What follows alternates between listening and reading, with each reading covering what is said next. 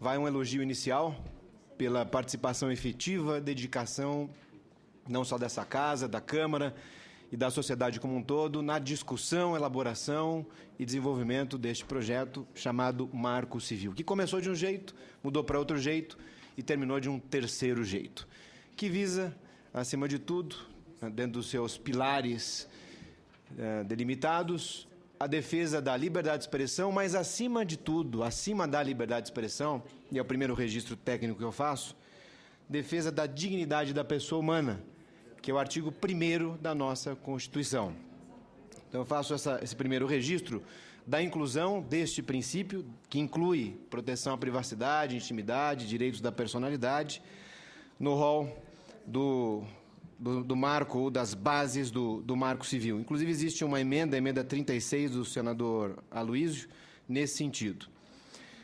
Com relação a um outro avanço, e aqui eu quero fazer um outro registro também, então, passando para um segundo ponto bem objetivo, com relação ao artigo 7º, inciso 11º. Nós temos discutido muito aquela dificuldade que existe hoje no nosso dia a dia, de entender os termos de uso, de compreender aquilo que nós estamos concordando na internet. É aquele famoso cliquezinho que a gente dá, muitas vezes sem ler, mas nós acabamos aí concordando com tudo. E isso, para a sociedade, é muito sensível, é muito perigoso. Curiosamente, nós temos lá no Código Civil, artigo 11, que trata indiretamente desse assunto, na medida em que diz que o direito à personalidade não pode sofrer limitação voluntária. Mas o artigo 7º, inciso 11º, obriga aos fornecedores, vamos chamar assim, aos provedores de aplicação, de conexão, etc., a trazerem esses termos de uso, essas políticas de forma mais clara e objetiva, o que é extremamente relevante, considerando o nosso dia a dia, a nossa forma de usar a internet. Hoje nós concordamos com tudo, até porque não temos condição de verificar aqueles termos de uso altamente, longamente extensos e complexos. Passando para a neutralidade de conteúdo, aliás, neutralidade de conexão, em que, ressalvadas as polêmicas, nosso entendimento técnico é que a redação final foi desenvolvida, se aperfeiçoou, é claro que merece ainda alguns reparos, pode ser sempre melhorada, mas se nós considerarmos o histórico, eu acho que houve muita colaboração. Porém, há um assunto em que não foi discutido no Marco Civil. Eu tenho uma posição técnica com relação ao Marco Civil, alguns dispositivos eu entendo que já estão contemplados na legislação atual, portanto, não precisariam estar inseridos no Marco Civil. Porém, se estão, não deixamos de ter também o caráter didático desse debate. Mas a neutralidade de conteúdo não foi tratada no Marco Civil. E eu deixo aqui essa minha colaboração, não sei se seria possível tratar esse assunto ainda, mas caso não seja, fica como sugestão para debates futuros nessa casa. Neutralidade de conteúdo, em que eu resumo, é na possibilidade, no direito de nós todos, da sociedade como um todo, receber aquilo que procura de forma efetiva. Então, falamos de conexão, de não poder ter degradação, impedimento do usuário acessar esse ou aquele site, e eu estou discutindo uma outra questão, é a possibilidade, o direito de nós, quando buscarmos um conteúdo, recebermos efetivamente o conteúdo procurado, não o conteúdo induzido, tratado, promovido e daí por diante. Por que eu coloco essa questão? Porque o nosso hábito hoje é diferente do hábito de 5 anos atrás. O nosso hábito hoje é de ir ao provedor de busca, colocar o termo e receber a informação. Nessa linha, o Marco Civil tratou de algumas questões relacionadas à responsabilidade de alguns serviços, em que o Marco Civil chamou de serviços ou provedores de aplicação, os antigos provedores de conteúdo, e também dos provedores de conexão, aqueles que dão acesso à internet. Mas o meu registro objetivo é a questão da neutralidade de conteúdo, que não foi tratada, mais cedo ou mais tarde nós vamos nos deparar com esse assunto. Com relação à preservação de conteúdo, ou, na prática, de registros específicos de conexão ou de acesso, ou de chegada aos chamados serviços de aplicação. Serviço de aplicação é um site, é uma rede social, é um serviço de e-mails, é algo que nós possamos chegar usando a internet. A conexão é aquilo que nós usamos, a estrutura técnica, para navegar na internet. Nós temos aqui no Marco Civil lá no artigo 15, a obrigação da guarda dos chamados registros de aplicações. É o IP, data e hora. E foi atribuído um prazo de 6 meses, que eu considero um prazo muito curto. Ok, podemos trabalhar em cima disso, mas o prazo é muito restrito. Há uma proposta do senador Pedro Simon para aumentar o prazo de conexão para 3 anos. Eu sugeriria e recomendaria também aumentar o prazo de 6 meses, talvez para 1 ano ou mais. Lembrando que o prazo que nós temos, qualquer cidadão tem, para processar alguém que cometa algum ato ilegal, é de 3 anos. É o prazo prescricional do Código Civil. Aliás, o Comitê Gestor da Internet já recomenda há mais de 7, 8 anos essa guarda na conexão por 3 anos. Hoje está 1 ano. Sugestão objetiva, aumentar esse prazo. Com relação ao mesmo artigo 15, registro de aplicações, há uma exceção, e aqui eu faço uma consideração com relação à eventual inconstitucionalidade, muito importante esse ponto, em função da exceção que foi dada para pessoas físicas e para pessoas jurídicas que não tenham a chamada atividade econômica. Questiono aqui o impacto direto no princípio da isonomia, no princípio da própria dignidade da pessoa humana, na medida em que pode acontecer uma situação de da vítima ficar impossibilitada de identificar aquela pessoa que praticou o crime pela internet. E isso poderia ferir também o princípio da proteção à privacidade e intimidade do artigo 5º, além da dignidade da pessoa humana, e também o próprio princípio da segurança pública. Lembrando que não há essa exceção na conexão. Essa exceção existe para a aplicação. Então, tentar harmonizar essa hipótese de guarda. Questão da remoção de conteúdo, que tem a ver diretamente com a responsabilidade daquilo que é colocado, daquilo que é postado, sempre tratando e partindo do princípio que nós estamos falando aqui de atos ilegais. Essa responsabilidade que hoje é pela doutrina e pela jurisprudência acima de tudo, envolvendo o princípio da ciência, do conhecimento por parte do provedor de aplicação, ou seja, a vítima, alguém informa o provedor de aplicação que alguém está hospedando ou publicou um conteúdo ilegal, sempre ilegal, seja lá qual for a sua natureza, pornografia infantil, direitos autorais, informações protegidas, calúnia, injúria, difamação, enfim, conteúdo ilegal. O provedor, que é uma figura nova, provedor de aplicações. Nós não tínhamos a importância desse provedor de conteúdo, hoje chamado provedor de aplicações, há 10 anos atrás. Hoje, esta pessoa, esta figura, decide a vida ou o rumo de uma ou de outra situação.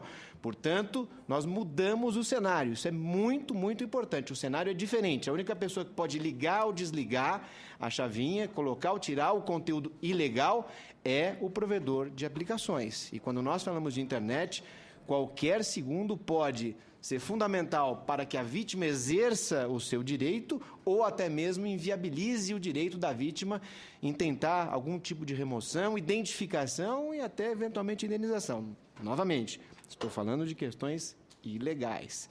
Nessa circunstância, há uma exceção para direitos autorais e há uma exceção também para casos que envolvam nudez. O questionamento que eu faço, novamente, princípio constitucional da isonomia e os demais casos, né? Poderia o legislador fazer essa exceção e generalizar esta exceção? Porque para cada pessoa a questão vai mudar, vai ter uma importância diferente. Para um, pode ser que a calúnia, injúria e difamação seja mais relevante que para outra, pornografia infantil, a ameaça, o vazamento de uma informação sigilosa, enfim. É um outro questionamento que eu faço, até em função da evolução da doutrina e da jurisprudência. Nós estaríamos tendo, aí, nesse caso, um retrocesso naquilo que a jurisprudência já criou na lacuna existente. E também faço 2 registros. Não foi tratada a responsabilidade específica de uma nova figura também. Eu falei que o provedor de aplicações é uma nova figura, os blogs também são uma nova figura, que tanto dinamizam e tanto propagam a liberdade de expressão. Isso é muito sadio. E até que ponto vai a responsabilidade do blogueiro, né? Isso talvez tivesse sido uma boa oportunidade de tratar disso para diferenciar. A aplicação realmente é uma coisa, conexão é outra coisa, hospedagem é outra coisa, blog é uma coisa, site é outra coisa, portal é outra coisa, né? Para diferenciar, já que estamos regulamentando. E com relação também à questão do dono de uma rede sem fio. No conceito que existe hoje, do provimento, do provedor de conexão e os seus respectivos registros, nós teremos algumas dúvidas. Se aquele que prestar ou disponibilizar um serviço Wi-Fi, por exemplo, ainda que contrate, vai ter que contratar, claro, um provedor de conexão, se essa pessoa vai ter a responsabilidade de autenticar de um jeito ou de outro. Existem algumas leis estaduais obrigando isso, jurisprudência também nesse sentido, já solidificada ou quase solidificada nessa linha, mas não deixa de ser um assunto tormentoso também, importante para essa discussão.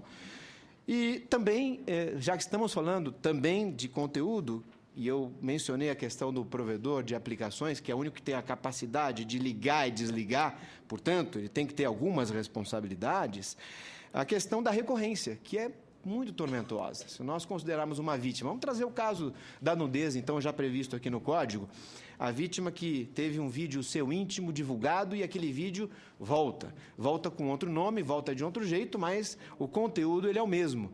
Será que a vítima terá que ficar o resto da sua vida monitorando a internet e avisando o provedor de aplicações a cada vez que aquilo aparecer? E, novamente, quanto tempo vai durar isso? E se a vítima, olha, eu estou dormindo aqui, apareceu de noite, 3, 4, 5 horas, agora eu já não posso fazer nada porque aquilo já propagou, aquilo já se disseminou. Já que o mote do Marco Civil é proteger também a privacidade e a intimidade, dentro do princípio da dignidade da pessoa humana, quero fazer também esse registro aqui que ficou essa lacuna. Com relação à informação da remoção de conteúdo, então, como é que a vítima vai fazer essa remoção? Isso, claro, deve vir na regulamentação, mas faço uma referência aqui à emenda 41 do senador Aloísio. E, por fim, faço 2 registros altamente positivos com relação ao Marco Civil. A questão da educação digital. Fala-se muito na prevenção, na segurança, na inclusão digital, mas falava-se pouco na educação digital. Agora nós temos, isso é altamente relevante no Marco Civil, no artigo 26 e no 29, 2 dispositivos que vão fomentar, vão acelerar a implementação de cadeiras de educação digital nas escolas, de internet segura, o que é fundamental dentro do contexto, e um dos grandes debates do Marco Civil foi essa questão de segurança, espionagem e daí por diante. O 26 que traz para o Estado, joga para o Estado, incentiva o Estado, responsabiliza o Estado nesta tarefa, e o 29, que muito pouca gente está falando, que a liberdade de escolha pelos pais de programas, de softwares de controle parental. Não pode haver a vinculação de um sistema automático a esse ou aquele programa. Além dessa escolha, dessa neutralidade também de escolha de programa, há no 29 também um estímulo à sociedade civil, à União, ao governo, aos provedores de conexão e aos provedores de aplicação para a disseminação dessa cultura e desses programas, o que é altamente salutar.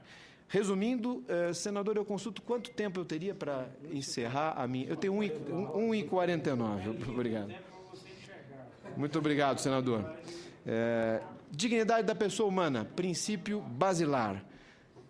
Publicidade e clareza, um avanço para a sociedade que deve receber agora um termo de uso mais claro e objetivo, e aí cabe a nós lermos esses termos de uso. É claro que também, em algumas situações, nós não vamos ou não iremos deixar de usar esse ou aquele serviço, porque o hábito vai nos obrigar a isso. É uma outra questão também muito importante que está sendo debatido agora na União Europeia. A questão dos registros, fiz a referência com relação à preservação, por que há essa diferença de quem tem atividade econômica e de quem não tem. Isso, na minha opinião, pode ter um aspecto técnico de inconstitucionalidade futura. A questão da exceção, ainda tem 1 minuto, né? A questão da exceção da remoção extrajudicial de conteúdo, considerando o tempo, eu acho que tem que ser para todos como é hoje. A responsabilidade do blog, atenção, do responsável pela rede sem fio, recorrência de conteúdos, o canal de denúncias positivo, emenda 41, senador Aloísio, e a referência final à educação de forma muito positiva. E como encerramento, eu quero cumprimentar todos que participam e participarão desses debates, porque o ponto mais importante é o esclarecimento, a evolução desse pensamento, porque nós temos um problema hoje, o mundo tem um problema hoje, que é legislar quando o assunto envolve internet. Muito obrigado, senhor senador.